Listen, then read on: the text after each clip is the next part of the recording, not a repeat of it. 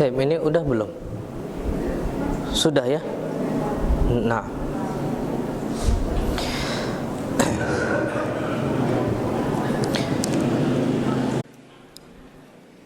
Taib, bismillahirrahmanirrahim. Assalamualaikum warahmatullahi wabarakatuh.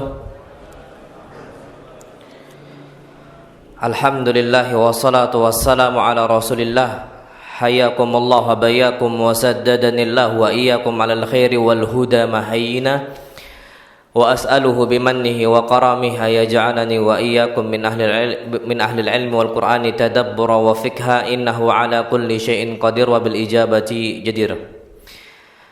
Ayyuhal ikhwatul kiram, insyaallah subhanahu wa ta'ala kita akan melanjutkan kajian kita lagi tentang sunnah-sunnah Nabi kita Muhammad sallallahu alaihi wasallam fil yaumi wal lailah. Satu hari satu malam. Taib. Kita insyaallah masuk ke bab yang baru, sunanul isti'dzan. Sunnah-sunnah Nabi ketika minta izin mau bertamu. Taib. Tapi sebelum itu, ana ingin menyampaikan mimbabil amanah dari amanat kaum muslimin.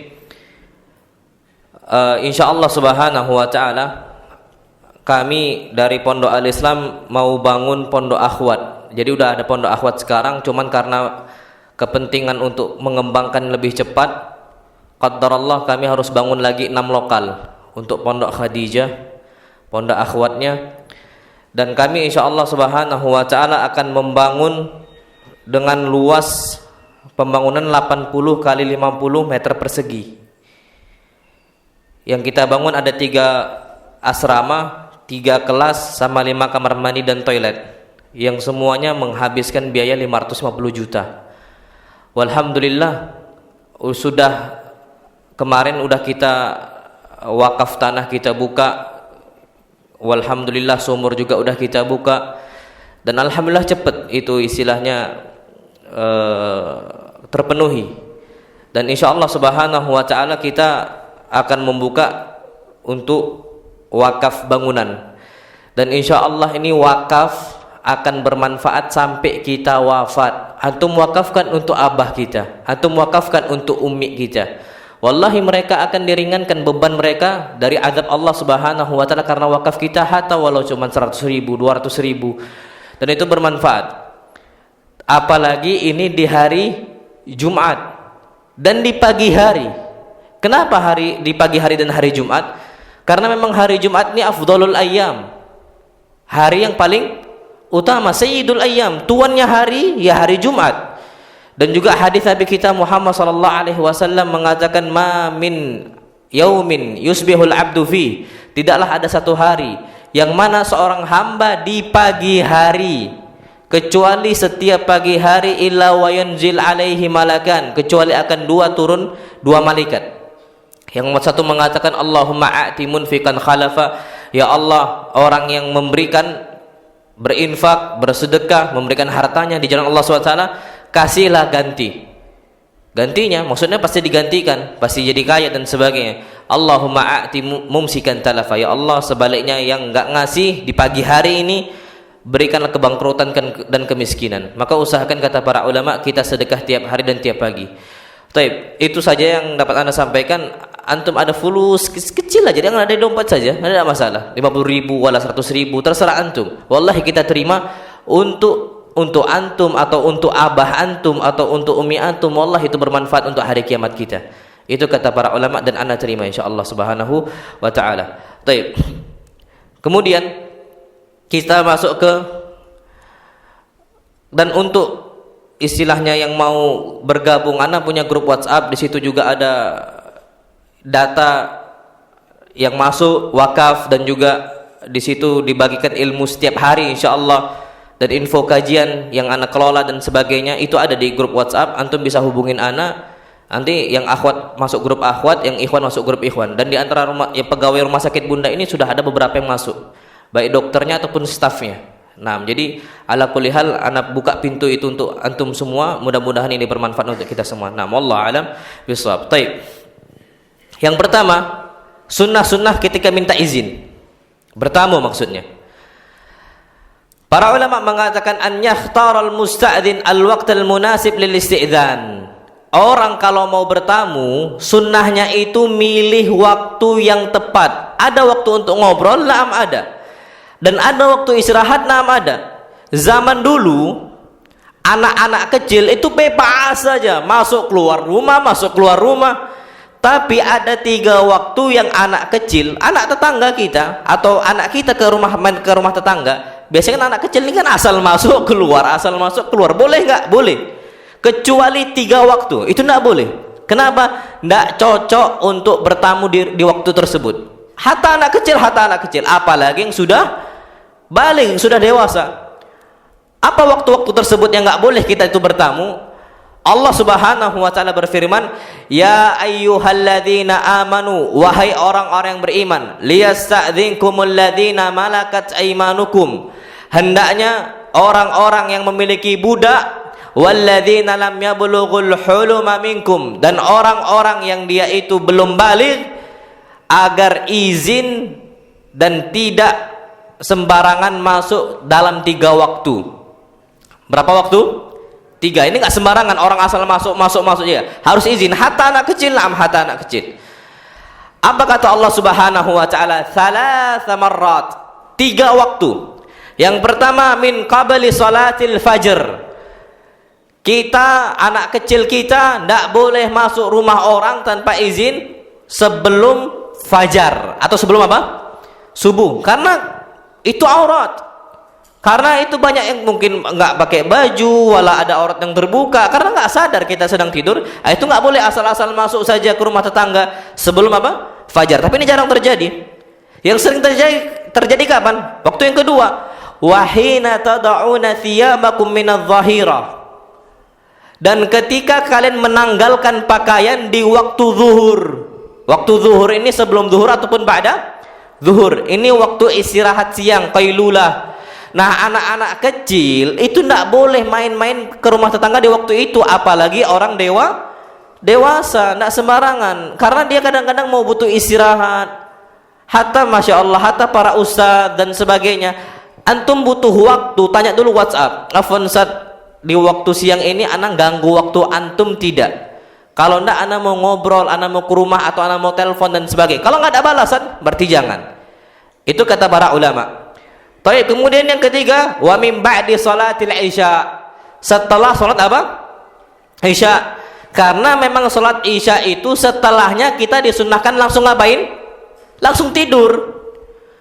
Nah, kondisi sekarang umat Islam habis isya ngapain? Ya begadang, masya Allah. Habis begadang, ya subuhnya kelewatan. Kalau di zaman Nabi habis isya langsung tidur. Itu waktu istirahat. Apa kata beliau? Salatsu auratil lakum. Itu 3 waktu nggak sembarangan orang itu bertamu minta izin dan sebagainya. Tapi di luar itu silahkan anak-anak kecil asal masuk dan sebagainya. Kenapa? Laisa alaikum wala alaihim junah. Tidak ada masalah sama sekali kita mau masuk ke rumah sana di waktu-waktu yang lain, itu tidak ada masalah sama sekali. Tapi kalau untuk orang balik tetap izin. Kalau anak-anak tidak perlu. Itu kata Allah Subhanahu wa taala. Tapi kalau kita punya anak, walaupun di luar waktu itu, tetap kasih tahu bahwasanya dalam adab izin harus adab bertamu ya, harus apa? Minta izin. Itu kata para ulama. Nah, wallahu alam bissawab.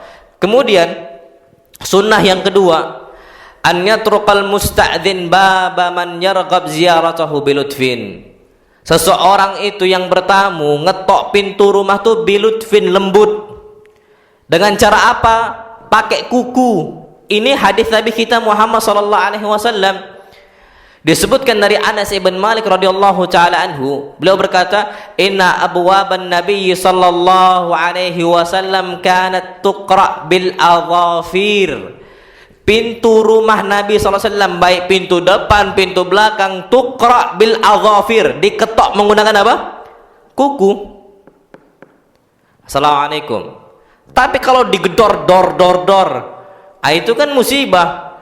Hatta orang-orang yang antum ini memiliki istilahnya piutang di orang gitu ya. Antum mau tagih hutang, tetap tidak boleh antum gedor saking marahnya. Harus apa? Lembut. Kenapa? Dia muslim, dia orang muslim, tidak boleh sembarangan. Ini adab minta apa? Izin. Hatta darurat. ketok dengan cara yang paling baik. Itu adab. Jadi kebanyakan kondisi kita ngetok pintu minta izin bertamu gimana? Pakai tangan. Tapi jarang yang kayak gini. Ini mah udah ngamuk nih kan gitu. Pakai apa? Pakai ini. Cuman ini lebih keras dibandingkan pakai kuku. Wallahu a'lam bishawab, itu kata para ulama. Kenapa? Karena kalau pakai kuku ini ya kekuatannya terbatas. Tapi kalau ini ceter itu pun juga apa? Juga bisa. Jadi usahakan ketok pintu rumah dengan cara yang lembut. Itu sunnah Nabi kita Muhammad sallallahu alaihi wasallam. Kemudian, nah ini penting, masya Allah. Sunnah Nabi ketika bertamu, beliau mengatakan alla yastaqbilal musta'din al-baba biwajhihi. Tidak boleh antum itu bertamu mengetok pintu pas di depan pintu. Kondisinya banyak umat Islam ngetok pintu di mana? Depan pintu. Sunnahnya di mana? An yaminil bab atau shimalil bab. Ketoklah di samping kanan, antum kayak gini ketok. Atau samping kiri. Yang penting tidak boleh depan pintu. Kenapa? Karena ada hadis jelas dari Nabi kita Muhammad sallallahu alaihi wasallam, disebutkan dari Talha ibn Huzail, anna rajulan jaa ila Nabi sallallahu alaihi wasallam. Ada seseorang datang ke Nabi kita Muhammad sallallahu alaihi wasallam minta izin. Fawaqafa mustaqbilal bab. Ternyata dia berdiri nunggu dibukakan pintu. Di mana dia berdiri? Mustaqbilal bab, pas depan pintunya. Ini kata Talha. Faqala lahu an-nabiy sallallahu alaihi wasallam, idhhab yaminan aw shimalan. Jangan berdiri depan pintu. Ini peringatan untuk sahabat Nabi kita Muhammad sallallahu alaihi wasallam. Idhhab yaminan, tapi di kanan pintu atau di kiri pintu. Apa kata beliau? Fa innamal isti'dzanu min ajlil basar. Kita itu diperintahkan minta izin ketika bertamu gara-gara pandangan mata kita suka kelayapan, suka kemana-mana. Nas'alullah salamatul afiyah. Ini tidak boleh. Kita bertamu, ini kok nggak dijawab-jawab ya salamnya ya. Kayaknya ada orang ada sendalnya, akhirnya diintip. Ini wallahi hukumnya haram. Haram. Kenapa? Di situ ada aurat dalam itu dan nggak boleh. Dan ancamannya keras dari Nabi kita Muhammad SAW. Antum ngintip ke rumah, ini kayaknya ada orang, tapi ya antum nggak percaya gitu ya. Kenapa dia nggak jawab? Kenapa dia nggak bukakan pintu? Ngintip, kena ancam. Apa hadis Nabi kita Muhammad SAW? Beliau mengatakan, lau anna rajulan ittala'a ala babika ittala'a ala baitik. Kalau ada seseorang dia ngintip di rumah engkau, ngintip-ngintip ke dalam rumah. Fafaqa'ta 'ainahu bihasatin. Kemudian engkau lempar matanya dengan kerikil, lempar saja, kata Nabi. Falam yakun 'alaika junah. Maka tidak ada dosa bagi engkau, enggak ada kisos. Buta mata dia gara-gara antum lempar, pakai apa? Pakai kerikil, buta mata dia gara-gara dia ngintip, lam yakun 'alaika junah. Tidak ada dosa sama sekali. Nabi lagi nyisir. Lagi Nabi apa? Lagi nyisir sallallahu alaihi wasallam. Tiba-tiba ada yang ngintip, ada salah satu orang dari kalangan sahabat Nabi yang ngintip. Apa kata beliau? Hampir saja aku tusuk mata engkau dengan sisir. Hadis-hadis yang sahih. Tapi jangan pula antum kayak gitu. Sini antum. Matanya sini. Habis itu apa? Dilempar sembarangan. Negara kita negara hukum. Nah, kalaupun seandainya seperti itu, antum harus bawa dulu ke waliul amr. Tidak sembarangan. Tapi ada ancaman dari Nabi kita Muhammad sallallahu alaihi wasallam. Jangan suka menggampangkan nengok-nengok rumah orang. Privasi. Rumah itu privasi, tidak boleh sembarangan. Itu hadis dari Nabi kita Muhammad sallallahu alaihi wasallam. Kemudian disebutkan adab yang berikutnya, an yusallim al musta'din qabla an yasta'din. Sebelum kita itu minta izin untuk bertamu, pertama kali yang disunahkan untuk dia habis ngetok pintu apa? Mengucapkan salam. Mau nggak mau? Ini syiarnya umat Islam. Ketok pintu, assalamualaikum. Mau tak mau? Kenapa? Disebutkan Nabi kita Muhammad sallallahu alaihi wasallam kedatangan tamu dari Bani Amir, kabilah Bani Amir. Wa huwa fi baitihi, dan Nabi kita Muhammad sallallahu alaihi wasallam sedang di rumah beliau sallallahu alaihi wasallam. Belum ngapa-ngapain dia ketok pintu, langsung dia mengatakan, "A'aliju ya Rasulullah." Wahai Rasul, bolehkah aku masuk? Langsung seperti itu. La salam, tidak mengucapkan apa? Salam. Apa kata beliau kepada pembantunya? Ukhruj ila hada. Wahai fulan, pembantu Nabi kita Muhammad sallallahu alaihi wasallam. Ukhruj ila hada. Keluar kepada orang ini dari Bani Amir. Fa'allimhu listi'dzan. Ajarkan tata cara minta izin bertamu ke rumah orang. Fakullahu qulis salam alaikum a'adkhul, maka wasiatkan untuk dia, katakanlah assalamu alaikum, bolehkah aku masuk, gitu, katakan assalamualaikum.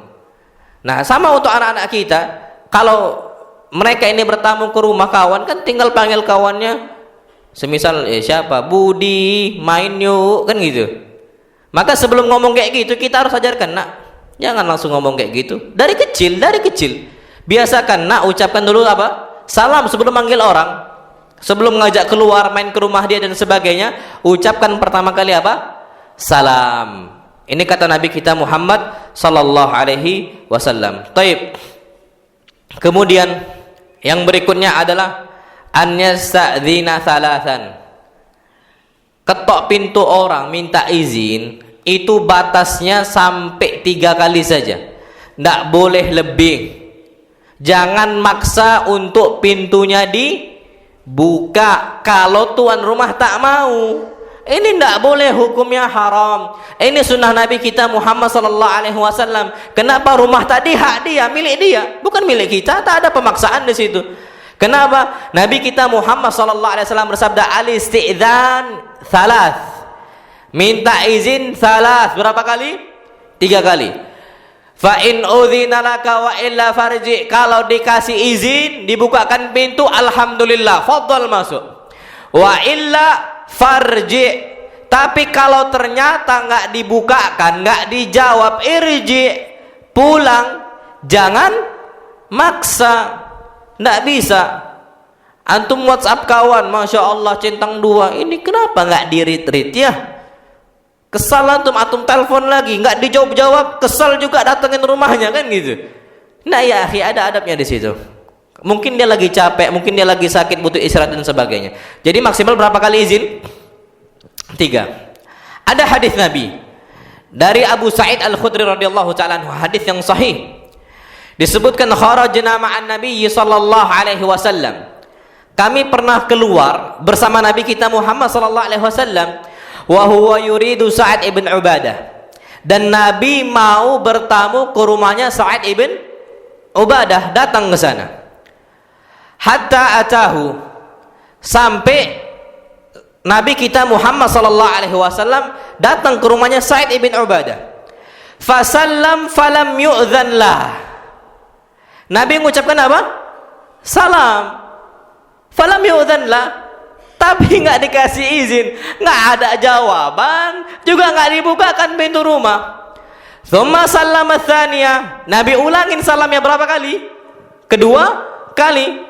Tsumma lam ya'dzan lah. Ternyata juga sama, nggak dibukakan pintu untuk beliau sallallahu alaihi wasallam. Fa sallama tsalitsah. Nabi ucapkan salam yang keberapa? 3 kali. Falam yu'dzan lah. Yang 3 kali juga sama, sami mau ndak dapat izin. Ternyata apa kata Nabi kita Muhammad sallallahu alaihi wasallam? Qadaina ma alaina. Kita sudah melaksanakan apa yang menjadi kewajiban kita. Kewajiban kita izin berapa kali? 3 kali. Ayo kita pulang. Tsumma raja. Kemudian Nabi kita Muhammad sallallahu alaihi wasallam apa? Pulanglah ke rumahnya, nggak dapat izin. Fa'adrakahu Sa'ad. Ketika Nabi jalan pulang, baru dibukakan pintu. Sa'ad langsung lari menuju Nabi kita Muhammad sallallahu alaihi wasallam. Jumpa sama Nabi kita Muhammad sallallahu alaihi wasallam. Apa kata beliau? Ya Rasulullah, walladzi ba'atsaka bil haqq. Wahai Rasul, ini kata Sa'ad ibn Ubadah mengejar Nabi kita Muhammad sallallahu alaihi wasallam. Walladzi ba'atsaka bil haqq. Demi Allah yang telah mengutus engkau wahai Nabi kita Muhammad sallallahu alaihi wasallam. Ma sallamta min marrah illa wa asma' wa aruddu 'alaik. Tidaklah engkau salam pertama kali, wa illa an asma', kecuali aku dengar, wa aruddu 'alaik, tapi aku juga jawab, tapi dengan suara apa? Lirih. salam pertama aku dengar, aku jawab waalaikumsalam warahmatullahi wabarakatuh. Nabi kedua kalinya assalamualaikum, apa kata beliau? Waalaikumsalam warahmatullahi wabarakatuh, tapi dengan suara apa? Lirih, biar Nabi gak kedengar. Sampai ketiga kali, apa kata beliau sebabnya? Ahbabtu an tukthira minas salami alayya wa ala ahli baiti, karena aku senang engkau memperbanyak mengucapkan salam keselamatan untuk saya dan juga apa? Keluarga saya. Karena kalau Nabi mengucapkan assalamualaikum, keselamatan untuk engkau, mustajab, wallahi mustajab. Kenapa? Doa Nabi kita Muhammad sallallahu alaihi wasallam. Maka apa kata beliau? Ya beliau cuma tersenyum. Fadhahika Rasulullah SAW. Jadi kalau antum ada tamu, kalau antum mau diucapkan salam yang banyak, jangan dulu apa? Jawab. Maksimal berapa? 3 kali. Barulah kalau antum mau buka-buka. Tujuannya biar sama saling-saling mendoakan.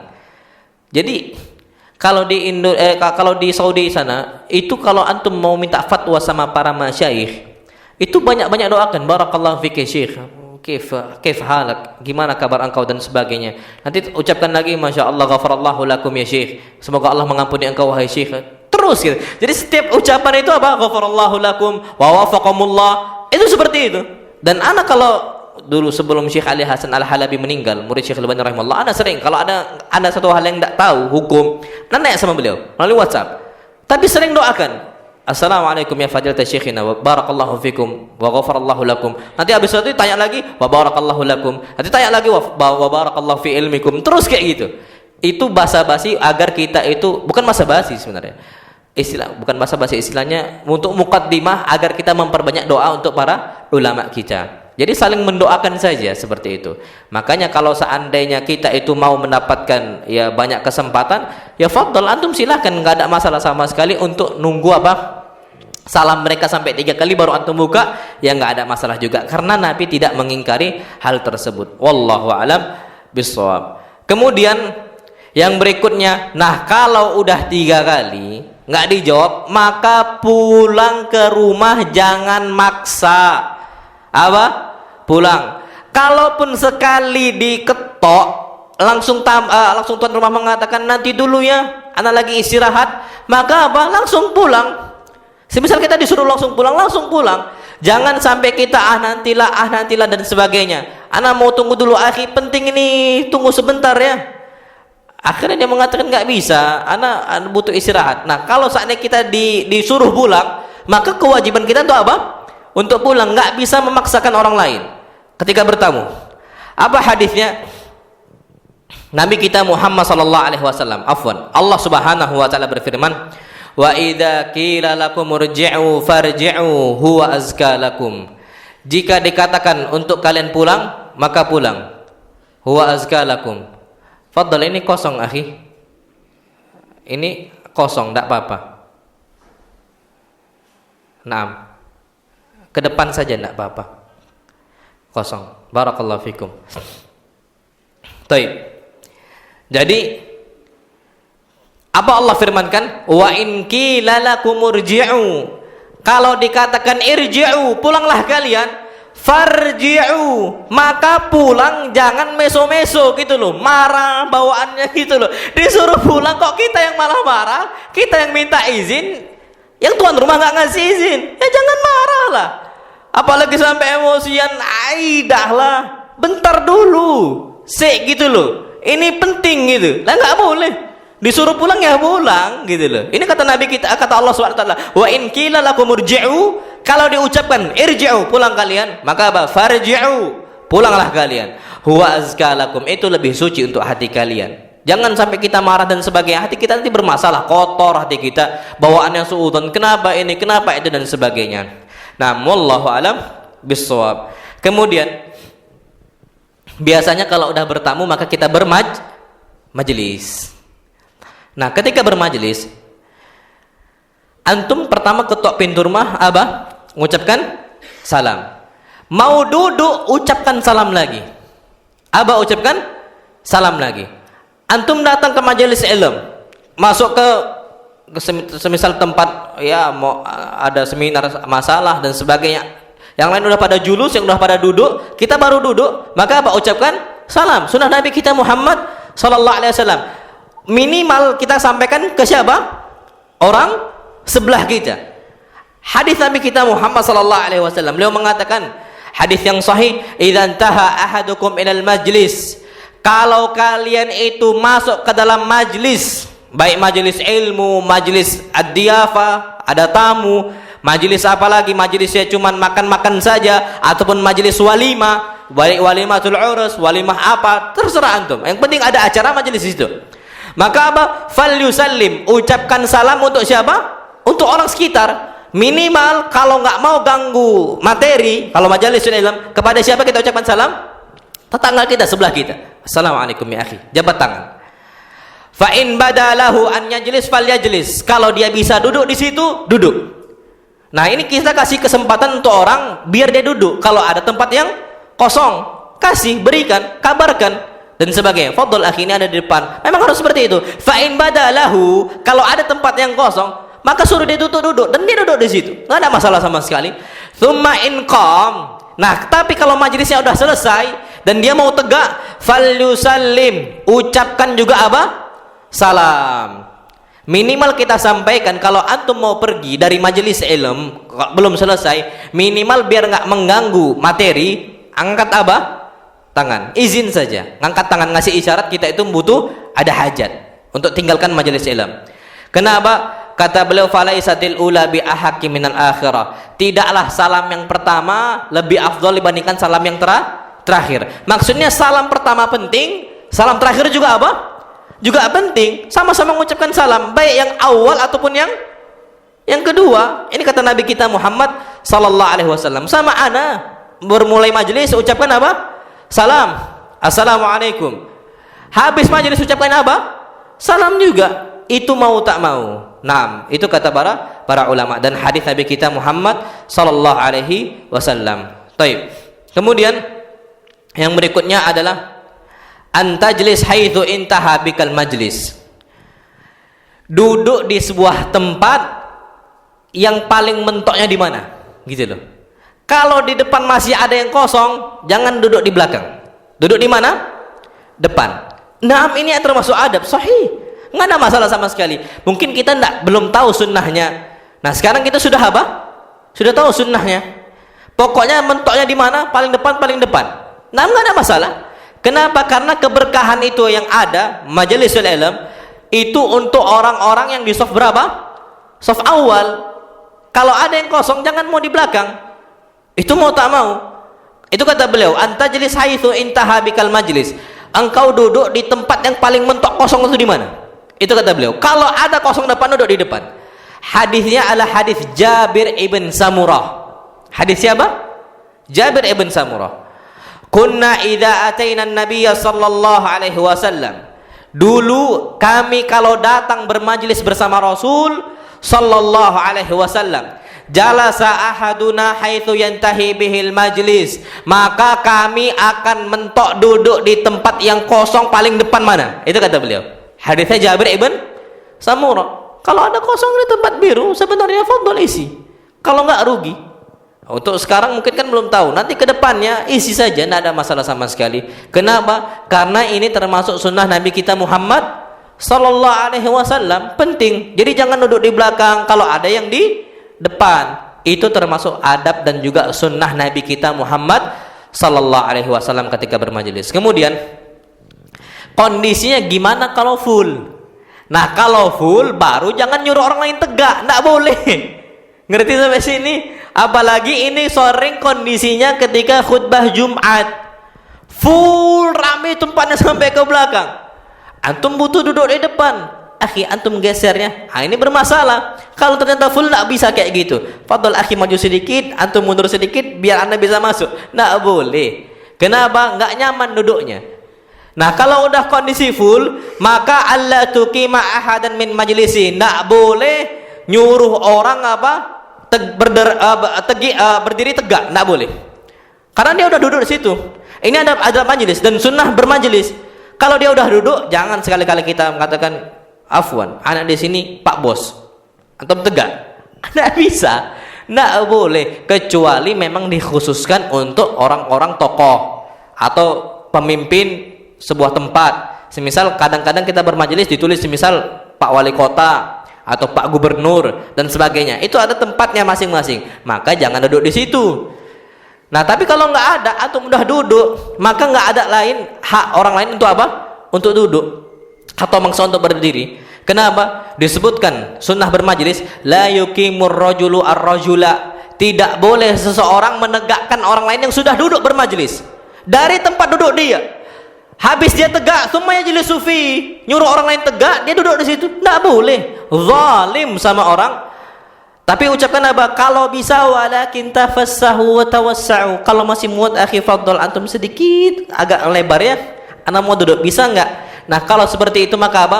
Allah berfirman wa in qila lakum fil majalisi tafassahu fafsahu yafsahillahu lakum. Kalau dikatakan untuk kita agak melebar, maka kita melebarlah. Kenapa? Mudah-mudahan Allah melapangkan hidup kita. Ini firman Allah Subhanahu wa taala. Makanya orang zaman dulu kalau bermajelis itu tidak mau di belakang, majelis di dalam. Sampai mereka ini kadang-kadang booking, ada pakai sendal. Kalau santri dulu, kalau kajian ustadz, hatta masyaikhnya, mereka mau batal nih, udah duduk nunggu, mau batal, mau wudhu, mereka taruh apa? Pecinya, lepas peci taruh situ, atau kitabnya nggak mau diambil, letakkan di situ. Dia berangkat apa? Kemana? Ke toilet. Dia wudhu kembali. Kenapa? Karena memang tempat itu berharga bagi mereka. Tiba-tiba kita suruh berdiri, nah tidak boleh. Kenapa? Majelis tempat ilmu itu yang di depan itu berharga bagi mereka, mati-matian mereka, masya Allah, sampai nyari tempat seperti itu. Tidak bisa sembarangan. Tapi kalau dia udah berdiri sendiri dan nggak di booking, fadhal atau tempati, ngangkat pantat hilang tempat, kan gitu. Kaidahnya orang-orang santri, karena sering rebutan. Sampai masya Allah kami dulu santri itu kalau mau mandi kan kamar mandi terbatas, santri banyak, jadi kami ngantri itu pakai apa? Sabun. Jadi ngantri bukan badannya tapi apa? Sabunnya panjang, ngantri itu bulan. Nah, sahih itu terjadi booking tempat. Nah, kalau kondisi seperti itu dan urufnya, kebiasaan yang nggak ada masalah, maka nggak ada masalah. Antum bermajelis letakkan saja, antum booking tempat di situ, itu tidak ada masalah sama sekali. Tapi kalau seandainya antum nggak tinggalkan jejak, nggak tinggalkan barang, peci dan sebagainya, antum pergi dipakai orang, jangan marah, jangan pula antum ngomong ana tadi di sini nggak ada bukti kita, malah antum yang membuat orang lain yang udah duduk malah apa? Berdiri. Nggak boleh. Hatta antum duluan dan sebagainya, karena kita nggak meninggalkan apa? Jejak. Nah, wallahu alam bisawab. Baik. Kemudian disebutkan alla tajlis bainatsnaini illa biiznihima. Tidak boleh duduk di antara dua orang yang sudah rapat kecuali minta izin tadi. Tafassahu, fadhal akhi, antum bisa enggak agak lebar sedikit? Ana mau duduk. Kalau dikatakan fadhal akhi, maka baru boleh. Kalau enggak maka enggak boleh. Kenapa? Nabi kita Muhammad sallallahu alaihi wasallam bersabda, la yahillu lirajulin an yufarriqa baina itsnaini illa biiznihima. Tidak halal bagi seseorang untuk memisahkan di antara dua orang yang sudah duduk di situ kecuali dengan izin keduanya. Itu yang perlu kita ketahui. Taib. Kemudian yang berikutnya, ini penting masya Allah, adab bermajelis. Alla yatanajatsnani duna tsalis. Orang kalau berdua bermajelis, ada satu kawannya, maka yang dua ini tidak boleh berbisik-bisik tanpa orang yang ketiga. Tidak boleh. Kenapa? Hadis Nabi, beliau SAW bersabda, idza kuntum salasatan, kalau kalian berjumlah 3 orang bermajelis, kita 3 orang, fala yatanajatsnani dunal akhar, maka tak boleh 2 orang berbisik-bisik tanpa orang yang ketiga. Hatta takhtalitu bin nas, sampai jumlah orangnya itu banyak. Kalau udah banyak, fadhal antum berbisik, tidak ada masalah sama sekali. Fa inna dzalika yuhzinu, karena hal tersebut membuat orang yang ketiga bisa apa? Sedih. Ya cuma 3 orang, bisik-bisik kita sama orang 2 orang, masya Allah, bakal apa? Tersinggung. Aduh, ini fulan kayaknya ngomongin saya, kan gitu. Ini antum bisa dikiaskan seperti antum bertiga, 2 orang bisa bahasa Arab, Satu orang nggak bisa bahasa Arab, dua orang ini nggak boleh ngobrol pakai bahasa Arab, nggak boleh. Kenapa? Merasa tersinggung walaupun bukan bisik-bisik, karena dia nggak paham apa yang disampaikan. Kita orang Palembang, 3 orang Palembang semua, tapi 2 orangnya bisa bahasa Jawa. Jangan ganti bahasa gitu loh. Kalau ganti bahasa tiba-tiba bahasa Jawa, tersinggung nggak orang ketiga? Tersinggung. Aduh, ini ngomongin saya ini di belakang ini kayaknya, dan sebagainya. Maka itu nggak boleh. Ini kata fatwa Syekh Ibnu Utsaimin rahimahullah. Jadi ana pernah, masya Allah, dulu ana sering ngisengin adik ana yang masih SD dulu, sekarang udah di pondok, udah SMA. Jadi dulu kalau kami ana, kembaran ana, sama abang ana, sama adik ana paling kecil berempat, ya kami 4 saudara, kami bertiga ini bahasa Arab semua. Yang kecil itu marah terus, padahal berapa orang? 4 orang. Kalau 4 orang itu sebenarnya udah boleh loh. Tapi karena berbisiknya bukan berdua, berapa? Bertiga. Cuman canda. Anak akhirnya ngomong, makanya belajar bahasa Arab. Sekarang udah bisa bahasa Arab. Jadi gak bisa lagi kami candain seperti itu.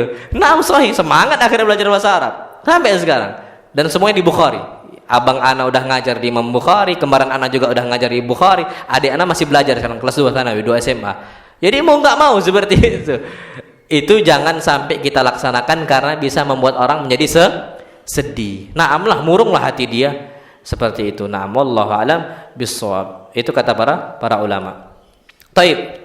Kemudian yang berikutnya adalah alla yukthira al-jalisuna ad-dhahik.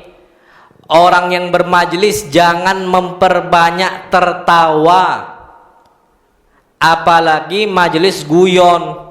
Majlis memang buat untuk bahan candaan, ndak boleh. Antum juga jangan kebanyakan nonton yang lawak-lawak atau ya acara yang untuk antum tertawa, itu ndak boleh. Hukumnya dilarang, ndak boleh lalai sampai terbahak-bahak dan sebagainya, ndak boleh. Itu bukan syiar Islam, ndak bisa.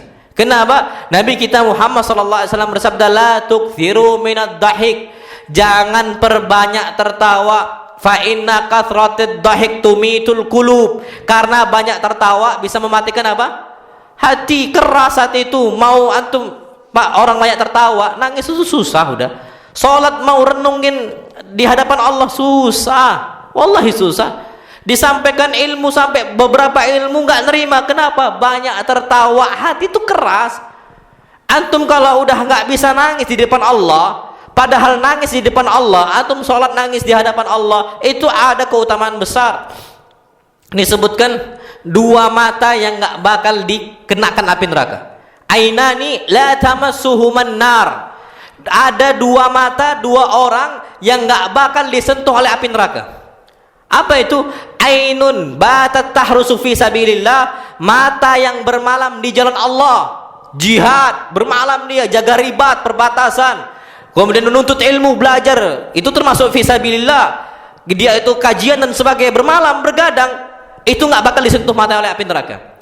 Kemudian yang kedua, ainun batat wa ainun bakat min khasyatillah, mata yang menangis karena Allah. Wallahi ini udah jarang di kaum muslimin, susah untuk nangis, susah. Nah kalau udah seperti itu, apa kata para ulama? Solusinya cuma satu, sedikitkan tertawa. Kalaupun mau tertawa, cuma tersenyum saja. Wallahi ajib dari Nabi kita Muhammad SAW, beliau kalau tertawa saking wibawanya beliau itu terjaga, beliau cuma tertawa mentoknya apa? Hatta badat anyabuhu, sampai gigi taring beliau apa? Terlihat. Cuman gitu aja. Nabi kita Muhammad sallallahu alaihi wasallam. Adapun suaranya nggak ada. Ini memang susah, wallahi susah. Kita ada suatu hal yang lucu memang tertawa. Tapi Nabi kita Muhammad SAW saking wibawanya besar gitu loh ya. Nabi nggak mau. Nabi jaga ini. Cuman yang paling mentok-mentoknya apa? Gigi apa nih? Gigi taring tuh kelihatan. Gerahamnya nggak nampak gitu loh. Jadi cuman dilihatkan seperti itu. Nah, wallahu alam bissawab. Jadi jangan sampai kita itu apa ya, tertawa terbahak-bahak. Kemudian sunnah Nabi yang berikutnya disebutkan adalah an yahfadhal jalis ma dara fil majlis min hadis. Kalau antum bermajlis, apalagi majlisnya rahasia, jaga ucapan itu. Apalagi kawan antum mengatakan, akhi, ana ada sesuatu yang ana mau ngomongkan, tapi ini antara ana dengan antum ya, ana mau cari solusi. Itu jaga. jangan jadi ember yang bocor, apalagi jebol. Itu jangan. Kenapa? Hadis Nabi kita Muhammad sallallahu alaihi wasallam beliau mengatakan idza haddatsa ar-rajulu bihaditsin, jika ada seseorang mengucapkan sebuah ucapan, dia mau sampaikan suatu hal yang dia ungkapkan, tsummal tafat, kemudian dia nengok-nengok, oh nggak ada orang aman, kemudian dia sampaikan, fahiya amanah, maka itu amanah, nggak boleh disebarkan, simpan sebaik-baik mungkin. Masya Allah, ini ada beberapa orang yang anak kenal tidak mau ngomong dan sebagainya. Kapan amanah? Aman sama dia. Antum kalau mau curhat sama ustaz, ada beberapa asatidah yang amanah, wallahi amanah sekali. Anda nyampaikan kepada beliau gini, gak bakal bocor dari lisan beliau. Itu terjadi banyak sekali. Makanya kita harus seperti itu. Kalau seandainya kita bocor, ya ini bahaya, tidak boleh. Berarti kita nggak jaga apa? Amanah. Sedangkan orang yang beriman yang Allah cintain, walladzina hum li amanatihim wa ahdihim ra'un. Mereka ini yang menjaga amanah dan janjinya. Tanpa kita ngomong dia gini saja. Akhi, sini ana mau ngasih tahu antum. Ana gini. Apa solusinya? Nah, seperti itu. Itu amanah. Tanpa dia ngomong, akhi, jaga ya rahasia ana. Apalagi dia nyuruh apa? Jaga. Akhi, antum jaga ya rahasia ana. Itu pertama amanah. Yang kedua apa? Janji. Jangan jadi ember yang jebol. Itu kata para ulama. Kalau bocor masih enak, bocor halus. Ini bocor nian kan gitu, enggak ketulungan. Maka enggak boleh kita menjadi orang yang enggak menjaga adab majelis dan sunnah bermajelis. Asal ngomong saja dan sebagainya. Na'am, wallahu alam bissawab. Kemudian yang berikutnya, alla yakumal jalis bima yunafidz dzauq. Hendaknya seseorang ketika bermajelis dia menjaga adab sehingga tidak menghilangkan perasaan ketika bermajelis. Maksudnya apa? Orang kalau bermajelis tiba-tiba dia nguap sampai kayak gitu, itu udah ilfil gitu loh, udah nggak mau lagi, udah malas. Apalagi sampai dia ini yang nguap atau apa dan sebagainya, au yatamakhat, atau bawaannya ngapain ingus terus dan sebagainya, itu nggak bisa, nggak boleh. Kalau sesekali karena nggak sengaja nggak ada masalah. Ana pernah kajian adalah satu tempat ana kajian, santri tahu kok. Jadi ketika ana bermajelis sukanya ngapain hidung itu, Pak? Ngapain hidung berkali-kali suara, tahu kan antum yang ngisap hidung itu ya? Itu makhat kayak gitu, sering sekali. Ana sampai kok kenapa ikhwan ini ya? Sampai kayak gitu. Makanya sampai di belakang mengatakan, sampai ngomong diam, jangan dijaga hidungnya kayak gitu. Karena memang termasuk ada bermajelis itu tidak bisa. Itu sunnahnya. Itu kata beliau. Kemudian yang berikutnya adalah tarkut tajassus wa tahassus. Jangan tajassus, nyari kesalahan ketika bermajelis. Nyari kabar, Masya Allah. Bermajelis rupanya cuma nyari kabar. Akhi sini, antum mau tahu nggak kabar? Ada kabar ini seru, Masya Allah, rupanya ghibah. Ada kabar ini seru, antum harus tahu nih, tidak boleh antum tidak tahu. Kenapa akhi? Kepo pula yang itu kan. Udah jadilah, ada kompor, ada gas, apinya pula nyala, kabarnya ditambahin bumbu, lezat lah. Tinggal makan saja udah. Ini terjadi. Sedangkan Allah berfirman, wala tajassasu. Jangan kalian itu saling cari-cari kesalahan, enggak boleh. Wala yaghtab ba'dukum ba'dha. Pun kalau ketemu kesalahannya jangan digibahin. Enggak bisa, dalam Islam terlarang. Naam sahih. Kalau antum tahu kesalahan orang, ya tutup saja. Ana ambil contoh, Masya Allah. Ada salah satu ikhwan. Wallahi ana lihat. Ana nih sama istri. Sama apa? Sama istri. Lewatlah angkringan. Tahu angkringan enggak? Tahu ya? Kalau orang Solo ngomongnya. Apa yang sini angkringan namanya kalau nggak salah ya. Yang tempat orang minum apa? Bandrek dan sebagainya. Lewat anak naik motor. Depan mata ikhwan yang dulu sering rajin ke masjid dan sebagainya ngerokok. Itu Masya Allah tidak bisa lagi, langsung kami ngubutnya Masya Allah, seakan-akan apa, mata kami ini kami buat itu salah. Itu udah berapa kali anda lihat, berbeda-beda ikhwannya, depan mata, sampai pura-pura tidak tahu. Nah, anak pernah juga makan di restoran itu. Ya ikhwan kita udah tua bapaknya. Orang tel lagi, masya Allah. Udah sering rajin ngaji. Anak makan sama istri anak. Habis anak makan, itu ternyata dia nggak sadar kalau ada anak di situ. Dan anak nggak sadar. Masya Allah, ada bapak itu. Anak baru lihat. Lagi ngapain? Dekhon, ngerokok. Anak langsung berpaling kayak gini, makan samping kayak gini. Nggak mau lihat. Pura-pura nggak tahu. Jangan pula, kabar baru.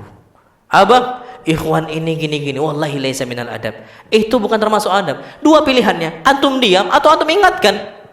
Selesai saja.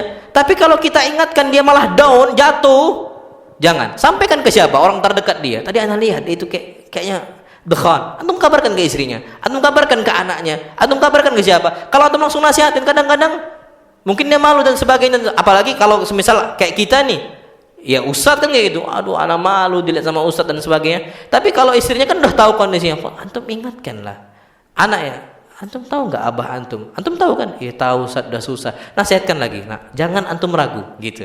Nah, kita boleh seperti itu. Nah, jadi jangan sampai kita itu berusaha untuk tahu kesalahan orang. Tutup saja. Kalaupun tahu seakan-akan tak tahu. Kenapa kita hidup di zaman apa? Fitnah. Apa kata para ulama? Masya Allah, ulama salaf zaman dahulu semua mengatakan idza ja'atil fitan. Kalau datang antum hidup di zaman fitnah, fala tukhbir wala tastakhbir. Jangan ngasih kabar, jangan minta kabar alias kepo. Enggak usah. Ini ada apa ini ya kayaknya? Kepo antum nanya gali terus. Wallahi enggak usah, aib orang udah selesai. Antum nasihatin saja depan mata dia. Kayak anak, besoknya langsung nasihatin. Besoknya langsung jumpa. Anak hatta oleh WhatsApp. Anak mau omongkan untuk antum. Besok bisa enggak? Oh bisa Ustaz. Anak nasihatin. Iya Ustaz, anak malu dan sebagainya. Ngomong ini depan anak. Tapi paling tidak hujah kita udah kita sampaikan di hadapan Allah. Yang penting nasihat untuk dia. Adapun antum ngomong ke orang, itu bukan nasihatin. Tapi apa? Menelanjangin. Nasihat yang terselubung, gitu loh. Bukan nasihatin kita, malah menelanjangin. Ini tidak boleh. Jadi seperti itu. Nah, wallahu alam bissawab. Baik. Terakhir, adab bermajelis. Yustahabbu khatmul majlis bi kafaratil majlis. Kita tutup majelis dengan kafaratul majlis. Kenapa? Karena banyak sekali faedahnya. Nabi kita Muhammad sallallahu alaihi wasallam bersabda, "Man jalasa fi majlisin." Siapa saja yang dia itu duduk di sebuah majelis, bermajelis, anak bermajelis, antum bermajelis sekarang. Fakathura fihi laghatuhu. Ternyata dia banyak salahnya di majelis tadi, enggak sengaja. Ima lakukan kesalahan, ima nyinggung orang yang kita ajak ngomong, atau semisal kita tadi berbisik-bisik enggak sengaja. Faqala qabla an yakuma min majlisihi dzalik. Maka hendaknya dia itu sebelum tegak dari majelisnya, sebelum berpisah dari majelisnya, dia ucapkan apa? Subhanakallahumma wa bihamdika asyhadu an la ilaha illa anta astaghfiruka wa atubu ilaik. Apa kata Nabi? Illa ghufira lahu ma kana fi majlisihi dzalik. Kecuali Allah akan mengampunkan dosa-dosa dia selama dia bermajlis tadi. Ini kata Nabi, semuanya hatta semuanya. Tapi kalau ghibah enggak bisa. Antum ngibahin orang yang di sana, antum harus datang. Kenapa? Itu dosa berkaitan bukan dengan Allah, dengan siapa? Makhluk. Kita menzalimin makhluk, antum harus minta maaf dan sebagainya. Itu kata para ulama. Wallahu a'lam bishawab. Ini waktu kita sudah habis. Insyaallah kita lanjutkan pada pertemuan berikutnya tentang adabul kalam atau sunanul kalam wal hadis. Ini kata para ulama tentang sunnah-sunnah menyampaikan sesuatu ketika bermajelis dan juga sunnah ketika berbicara. Wallahu alam bishawab. Itu pada pertemuan berikutnya. Naam, fadhal, kalau ada pertanyaan silahkan. Kita tutup nanti sampai 10 menit lagi mungkin. Fadhal.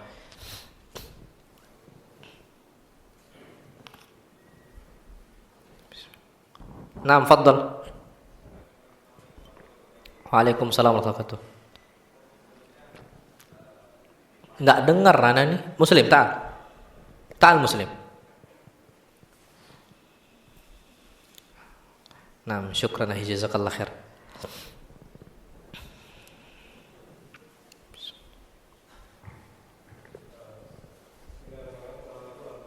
Waalaikumsalam warahmatullahi wabarakatuh. Nah.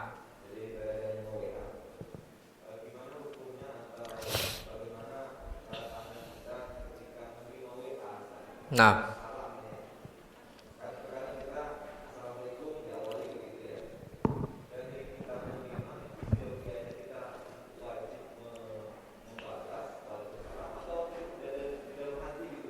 Nah.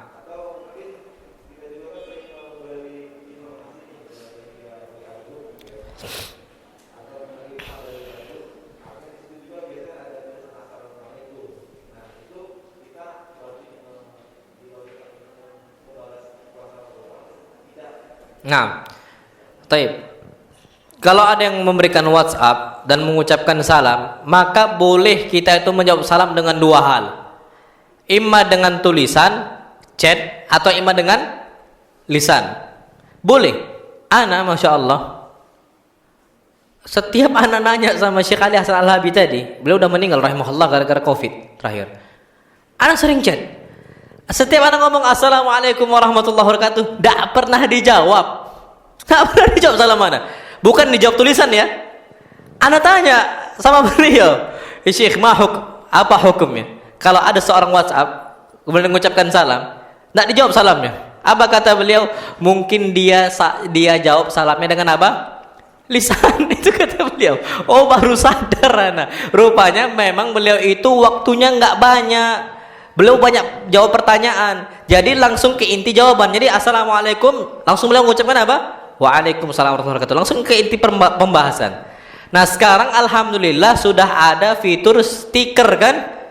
Nah, tinggal satu klik saja, tinggal pencet tombol langsung keluar. Nah, ini tetap disunnahkan, tetap kita tekan. Kenapa? Kalau cuman ucapan salam yang kita ucapkan melalui lisan, itu kadang-kadang membuat orang suudzon. Ini kenapa salam saya tak dijawab? Jadi disebutkan itu mauqi'ul madhinnah, sering membuat orang tuh suudzon. Jadi jawab saja, nggak ada masalah sama sekali. Antum agak berat sedikit, antum buat fitur stiker Waalaikumsalam warahmatullahi wabarakatuh. Takutnya dia tersinggung, ana udah mengucapkan salam kok nggak dijawab, apalagi salamnya sempurna. Dia orang suudzon. Walaupun antum ucapkan dengan lisan, tapi takutnya malah antum mengecewakan hati dia, kan gitu. Maka nggak ada masalah sama sekali kita mengucapkan salam, kita teks apa dengan lisan ataupun dengan ucapan. Na'am, wallahu alam bishawab. Hatta info-info kalau dia mengucapkan salam, kita balas Waalaikumsalam warahmatullahi wabarakatuh. Nah, jadi seperti itu. Fadhal yang lain silakan.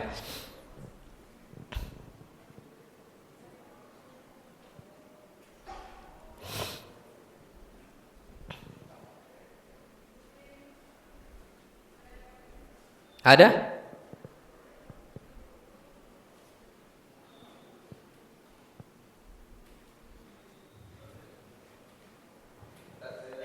Naam, Dok, fadhal. Nah. Pertama, kajian seperti ini kan kita semua topiknya sunat-sunat sehari semalam. Naam. Yang kemarin kita berjelas dan dipesan. Kalau kita perhatikan isinya itu banyak berkaitan dengan adab. Nah. Adab dan akhlak. Nah, bulan kemarin saya minta khusus dengan Ustaz Firdaus, kalau kan kajiannya dimasukkan topik tentang akhlak. Ternyata saya sendiri merasa topik-topik tentang adab dan akhlak ini tidak kalah pentingnya dengan fikih. Nah. Karena kita tidak perlu saling menuduh, introspeksi saja untuk kita semua. Saya tidak mau mengenai Ustaz kalau untuk hal seperti ini. Kita semua yang ada di sini.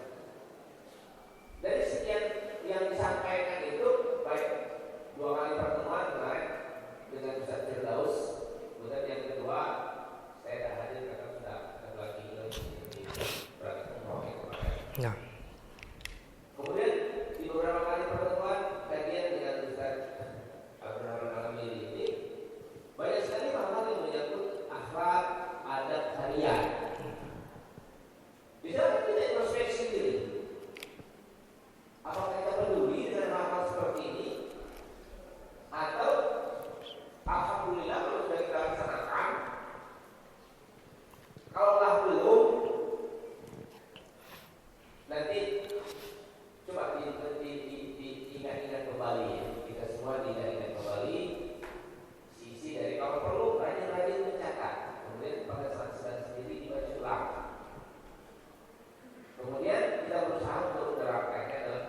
merawat syariat.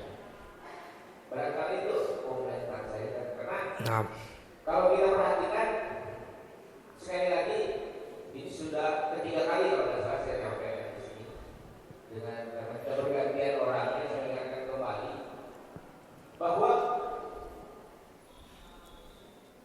kita kadang-kadang salah mempersepsikan tentang ketaatan. Seolah-olah bahwa rajin sholat, ngaji, tidak ketinggalan sholat jamaah, tapi akhlaknya buruk, Ustaz. Ada kita tidak ada dengan sesama manusia. Padahal di banyak sekali kajian-kajian yang, apalagi kalau kita tidak sempat hadir di majelis, kalau di sini alhamdulillah ada seminggu sekali. Buka saja di YouTube bisa, dengan tentu dengan selektif ya. Banyak sekali kajian-kajian yang menyampaikan hal-hal seperti ini, bahwa ada yang mengatakan dulu mendahulukan adab sebelum ilmu. Kemudian apalagi kalau ada yang mempertegas hadis tentang bahwa sesungguhnya Rasulullah diutus itu untuk menyempurnakan akhlak. Tapi jarang sekali kaji urusan itu. Kalian itu fikih, tauhid gitu ya. Bahkan ikhtilaf banyak dibicarakan. Kajian berjam-jam karena diulang-ulang tentang ikhtilaf, bid'ah gitu. Ya memang harus dikaji. Tapi kalau dapat dan tidak sering mengkaji topik seperti ini, barangkali itu momen saya untuk kita introspeksi bersama. Kita perhatikan saja dari mulai saya Firdaus 2 kali pertemuan kemarin tentang akhlak, tentang adab, kemudian beberapa sudah 3 kali tentang sunnah-sunnah harian ini. Banyak sekali hal-hal yang menyangkut adab kita sehari-hari, apakah kita sudah semuanya laksanakan? Ya, barangkali itu introspeksi kita. Kalau saya mau mengambil contoh yang pagi ini apa ya?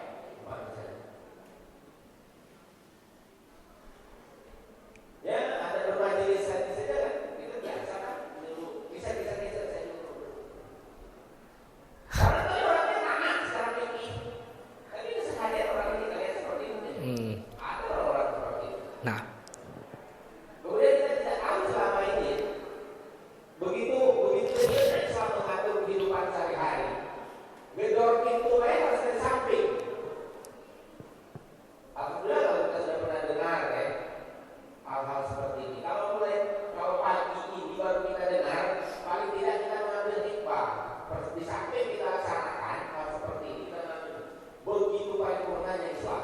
Sampai segitunya ada kehidupan. Sampai gedor pintu wong ada aturannya. Jadi bisa boleh kalau di pintu kita dari depan. Begitu buka pintu, kejimuan di dalam kan, lagi berantakan. Itu ada apa gitu di dalam misalnya kan, atau bahkan yang buka pintu jadi kebetulan ada isi rumah yang lain lewat terbuka orang gitu. Itulah kehidupan keseharian kita. Dan Islam ternyata 1444 tahun yang lalu dan ngatur kalau stop pintu itu dari samping gitu kan. Bahkan begitu saya. Iya betul. Betul. Nah itu saya cuma mau mengingatkan juga bahwa adab dan akhlak termasuk sunnah-sunnah harian ini memang perlu untuk kita pelajari. Barangkali itu komen saja kalau mau ditambah 1-2 menit silakan. Taib. Sahih. Ya, itulah yang maksud Anda sampaikan ini, kita belajar, usahakan dipraktekkan. Nah ini dicatat pun tak kan gitu. Pulang tak tahu apa yang mau dibaca. Kenapa? Bukunya belum datang kan gitu, Masya Allah.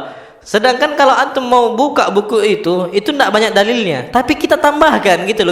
Ana ini persiapan sebelum kajian. Ana sampaikan hadisnya, ana sampaikan Qur'annya untuk antum. Kalau antum nanti buka itu ringkas-ringkas saja. Nah, tapi kita tambahkan hadis itu biar antum itu ternyata Rasul pun udah bahas. Kenapa? Masya Allah. Naam sahih. Kadang-kadang banyak orang ini taat sama Allah, tapi sama makhluk itu buruk. Nggak bisa. Kenapa? Karena kita ini ada 2 tali yang harus kuat kita pegang. Hablun minallah sama hablun minan nas. Urusan dengan Allah sama urusan dengan manusia. Wajar para ulama mengatakan al-adab qabla al-ilm. Sampai mengatakan kunna nata'allam al-adab. kami dulu mempelajari adab 30 sana, 30 tahun sebelum belajar ilmu. Jadi dari kecil sampai umur 30 belajar adab semua. Enggak masuk ke fikih, enggak masuk ke apa, enggak. Tapi yang penting-penting saja, yang dia bisa praktekkan saja. Masuk umur 30 baru belajar apa?